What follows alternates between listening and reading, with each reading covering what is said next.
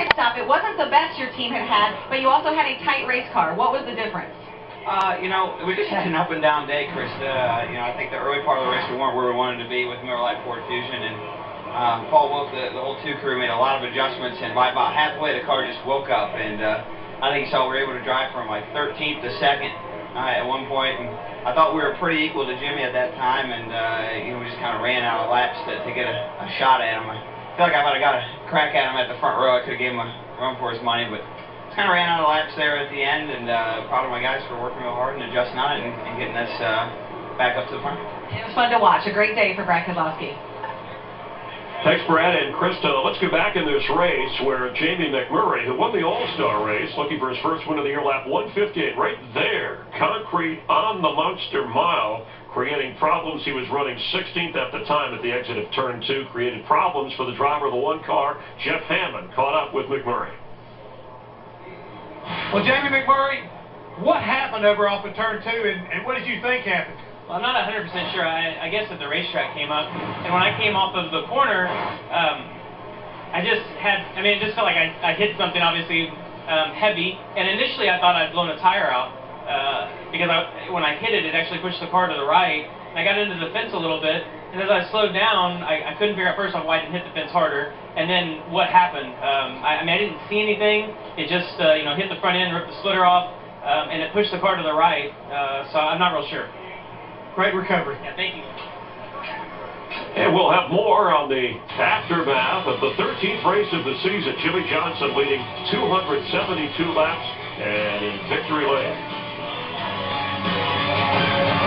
When is Jimmy Johnson going to win a race? And now when is Jimmy Johnson going to lose a race? After back-to-back victories, he can go on a tear and possibly capture his 7th Sprint Cup championship. Let's check in with Matt Kenseth, still winless, but now the points leader, standing by with our Krista Vogt.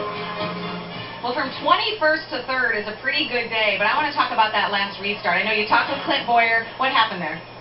Oh, well, he hit me to try to give me a push and destroyed our car, but he wasn't trying to do anything harmful. He was just trying to help, but I did just a horrendously terrible job on that restart. So Jimmy went really, really early before the box, which I kind of expected that, and I got rolling with him. I heard him spin a little bit, and I spun a little bit, and grabbed 3rd thinking it would quit spinning, and it spun worse. I just wasn't smart enough to ever let the rear tires grip. So I could have done a better job there, but all day we had a top 5 car. I thought my whole Dollar General team did a great job with pit stops, adjustment, strategy.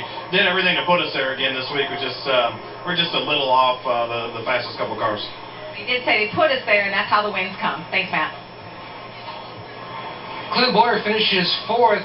Strategy puts you in contention at the end, but first, your conversation with Kenseth. What was that about? Oh, man, I was just trying to help him. Man, we were all spinning like crazy, and I had a pretty good run at him, and he was still spinning when it hit him. I knocked him in the wall. I was like, not another Gibbs car, but, just what a day. Frustrating day.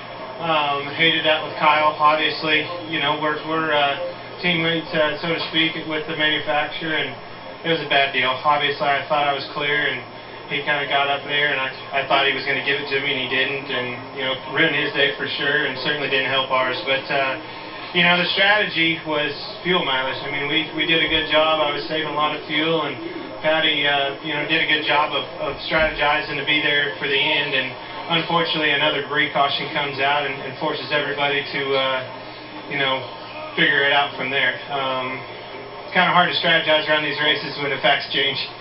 Thank you, Clint. With Michael Walsh and Chris Myers continuing on the Sprint post-race show, so with 13 before the chase, remember the wins get you in, especially the 3 drivers with 2 wins, count them.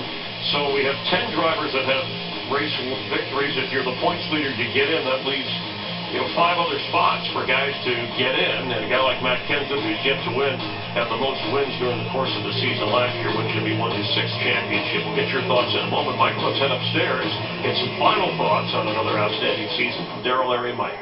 Well, first, a huge thank you to the many broadcast professionals whose names you rarely hear that help bring you NASCAR on Fox every single week, and to theirs and our families for what they endure while we're out here on the road having fun.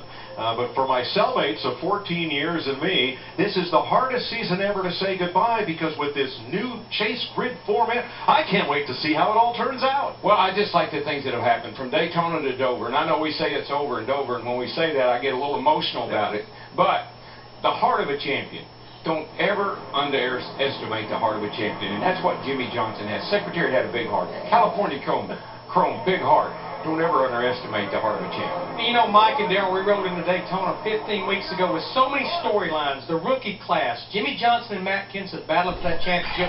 The changes that NASCAR made where all the drivers thinking about is winning races. And just look at the lead changes we've had this year. I can't wait to watch these next 23 races. And the biggest thing, it's only 266 days till our Daytona 500 on Fox. We'll be ready to get back there too. You should watch them. That's what I don't like, watching them. Are you going to wear us out every day on Twitter about Pretty that? much. I'll bet he does, Chris, and we'll see you in Daytona.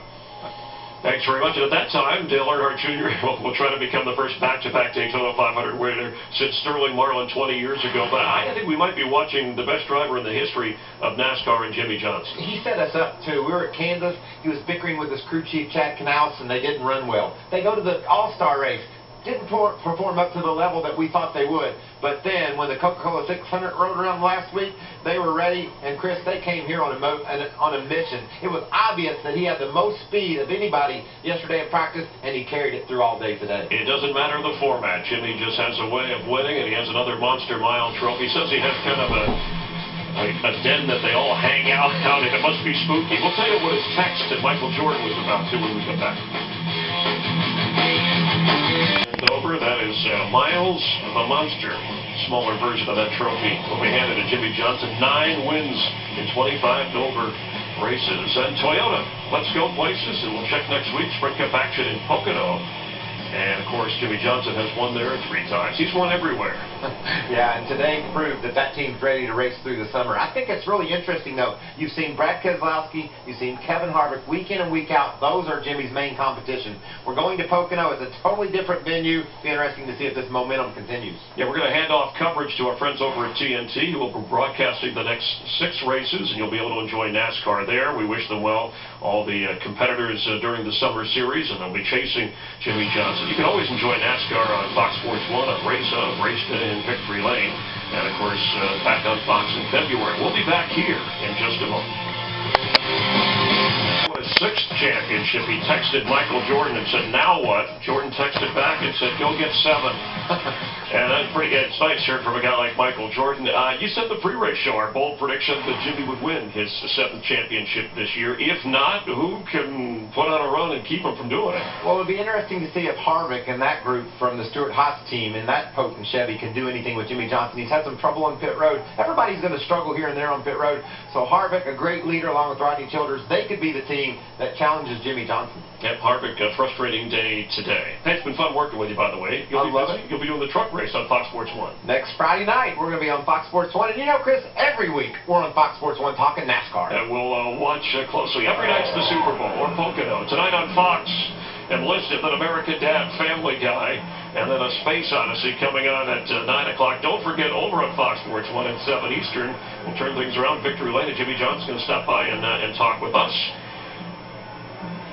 And as we wind up another season on NASCAR on Fox, we thank the drivers and their crews and sponsors and race teams for being so cooperative and supportive. We also thank you, the viewers, for always being there week in and week out through rain and crazy races and exciting finishes. This has been a Barry Landis production under the watchful eye, coordinating producer Richie Sines, for Michael Waltrip, our entire production crew. We'll see you in Daytona. Thanks for being a part of NASCAR on Fox for 2014. It's over and go.